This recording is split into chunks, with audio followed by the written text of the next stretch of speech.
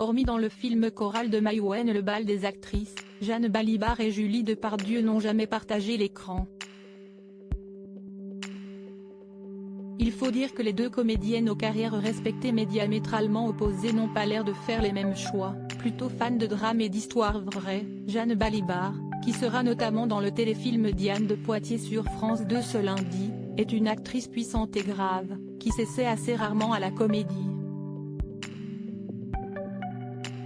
Au contraire de sa collègue, Julie Depardieu, plus solaire, aime en effet les comédies et avait notamment été magistrale dans Podium, au début de sa carrière.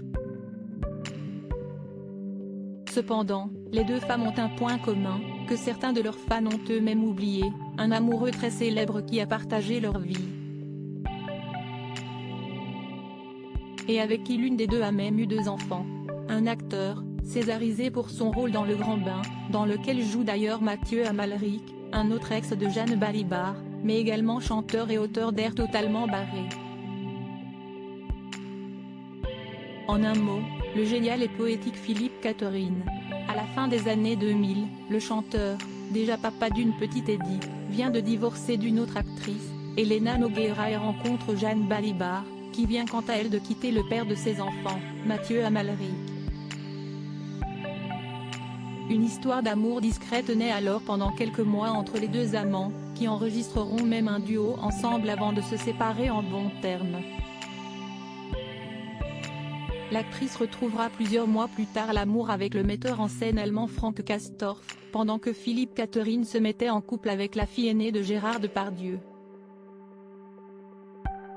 Une belle histoire qui dure toujours aujourd'hui, parents de 2 petits garçons, Billy, 11 ans, et Alfred, 10 ans, tous les deux ont même joué un couple marié dans le film Si est quoi cette famille ? Et c'est de suite. Pourtant, les amoureux auraient pu ne jamais finir ensemble, comme l'avait confié l'actrice à Télé Loisirs, avant de rencontrer Philippe, je sortais d'une rupture difficile et je ne voulais plus vivre d'histoire.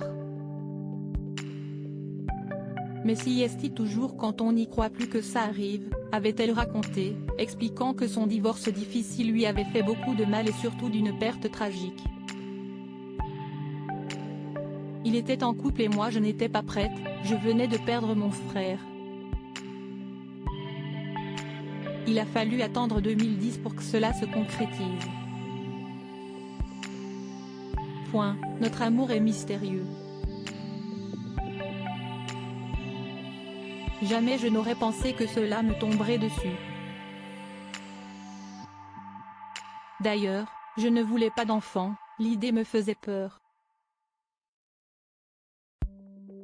Je ne pensais pas être faite pour la vie de famille, avait-elle conclu dans une autre interview, 2 ans plus tôt. La vie de famille, désormais, elle ne l'abandonnerait plus pour rien au monde.